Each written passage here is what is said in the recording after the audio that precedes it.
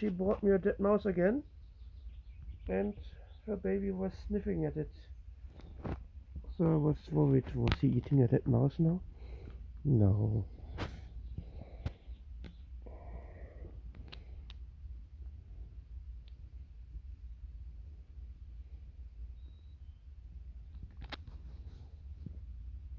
Oh, eat it. I'm not gonna eat a dead mouse. No, stop, please. Well, at least she's not bringing live mice.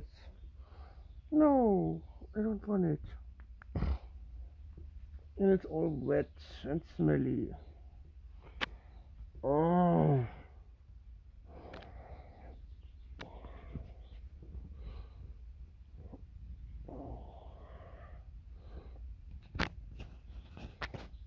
You're the best.